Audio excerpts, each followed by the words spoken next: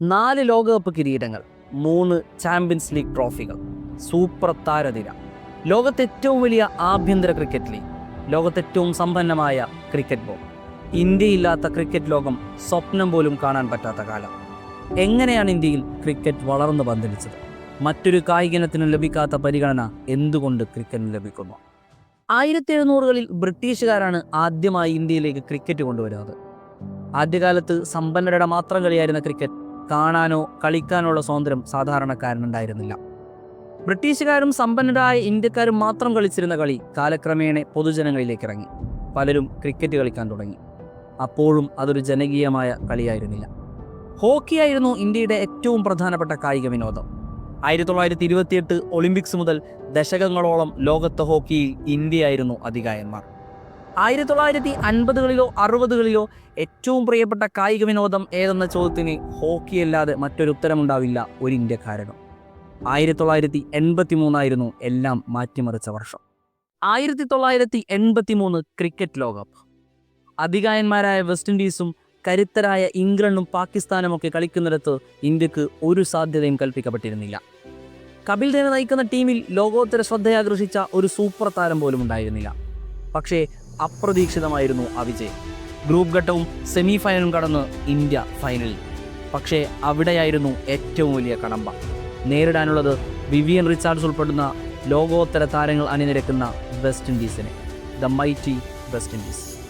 ആദ്യം ബാറ്റിംഗിനിറങ്ങിയ ഇന്ത്യ 183-ൽ ഓൾ ഔട്ട് ആയതോടെ വെസ്റ്റ് ഇൻഡീസ് അവരുടെ വിജയം ഉറപ്പിച്ചിരുന്നു. പക്ഷേ പിന്നീടായിരുന്നു അത്ഭുതം.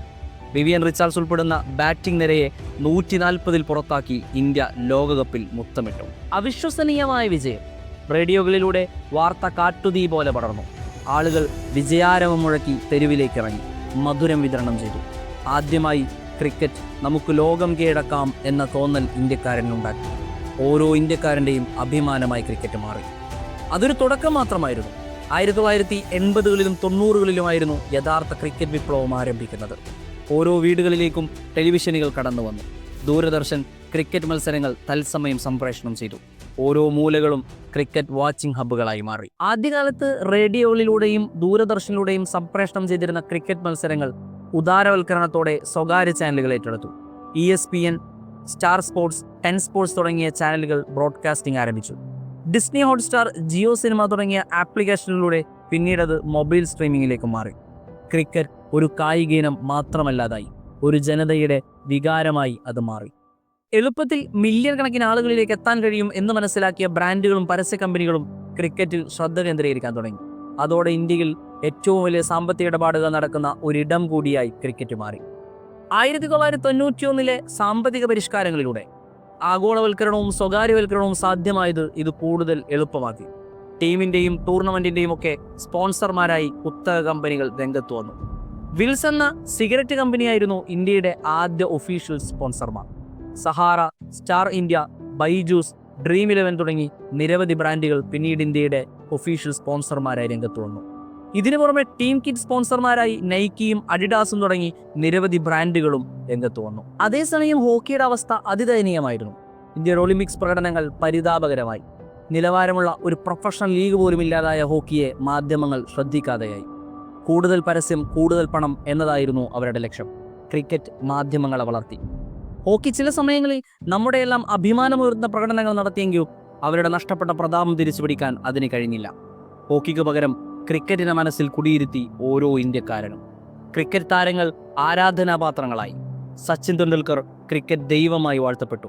സെവാഗും ഗാംഗുലിയും ദ്രാവിഡും യുവരാജ് സിംഗും ധോണിയും കോഹ്ലിയുമെല്ലാം അവരുടെ വികാരമായി മാറി. ക്രിക്കറ്റിന്റെ ജനകീയത രാഷ്ട്രീയക്കാരെ ആകർഷിച്ചു. ക്രിക്കറ്റ് ബോർഡുകളിലേക്ക് രാഷ്ട്രീയക്കാർ കടന്നു വന്നു. ജനശ്രദ്ധ കിട്ടാൻ പലപ്പോഴും ക്രിക്കറ്റിനെ അവർ ഉപയോഗിച്ചു. വിജയങ്ങൾ ദേശീയോത്സവങ്ങളെപ്പോലെ ആഘോഷിക്കപ്പെട്ടു. സ്റ്റേഡിയങ്ങൾക്ക് അവരുടെ പേരുകൾ നൽകപ്പെട്ടു. അഹമ്മദാബാദിലെ നരേന്ദ്രമോദി സ്റ്റേഡിയം അതിനൊരു ഉദാഹരണം മാത്രം. 2020 ക്രിക്കറ്റിന്റെ കടന്നുവരവ് മറ്റൊരു വഴിത്തിരിവായിരുന്നു. ടെസ്റ്റ് ക്രിക്കറ്റിന്റെ ദൈർഘ്യം മൂലം കളി കാണാൻ മടിച്ചിരുന്നവരെ 20 ഓവർ മാത്രമുള്ള കുട്ടി ക്രിക്കറ്റ് ആകർഷിച്ചു. 2008-ൽ ആരംഭിച്ച ഇന്ത്യൻ പ്രീമിയർ ലീഗ് ഇന്ത്യൻ ക്രിക്കറ്റിന് നൽകിയ വളർച്ച ചെറുതൊന്നുമല്ല. ഇന്ത്യക്കാർക്കിടയിൽ അത് വലിയ ആഘോഷമായി. ജനങ്ങൾക്കിടയിൽ ലഭിച്ച സ്വീകാര്യത IPL-നെ ഒരു വലിയ സാമ്പത്തിക കേന്ദ്രമാക്കി മാറ്റി. അത് പലപ്പോഴും വാതുവെപ്പിലേക്കും നിയമവിരുദ്ധമായ സാമ്പത്തിക ഇടപാടുകളിലേക്കും നയിച്ചു. വിവാദങ്ങൾ ഒരുപാടുണ്ടായെങ്കിലും IPL ഇന്നും അതിൻ്റെ പ്രൗഢിയോടെ നിലകൊള്ളുന്നു. ഇതിനിടയിൽ 2007 2020 ലോകകപ്പ് വിജയവും 2011 ഏകദിന ലോകകപ്പ് വിജയവും ഇന്ത്യയുടെ ക്രിക്കറ്റ് വളർച്ച ഉറപ്പുവരുത്തി. 2024 2020 ലോകകപ്പും 2025 ചാമ്പ്യൻസ് ലീഗും നേടിയതിലൂടെ ക്രിക്കറ്റ് ലോകത്തെ അതികായന്മാരായി ഇന്ത്യ നിലകൊള്ളുന്നു. ചുരുക്കി പറഞ്ഞാൽ ഇന്ത്യയിലെ ക്രിക്കറ്റിൻ്റെ സ്വീകാര്യതക്കും ജനകീയതക്കും വലിയൊരു ചരിത്രം തന്നെ പറയാനുണ്ട്. അത് ഓരോ ഇന്ത്യക്കാരൻ്റെയും ഹൃദയാന്തരങ്ങളിലേക്ക് ആഴ്ന്നിറങ്ങിയതാണ്. 1983 ലോകകപ്പ് വിജയവും ഇന്ത്യയിലെ കച്ചവട താൽപ്പര്യങ്ങളും ഇതിൽ പ്രധാന പങ്ക് വഹിച്ചിട്ടുണ്ട്.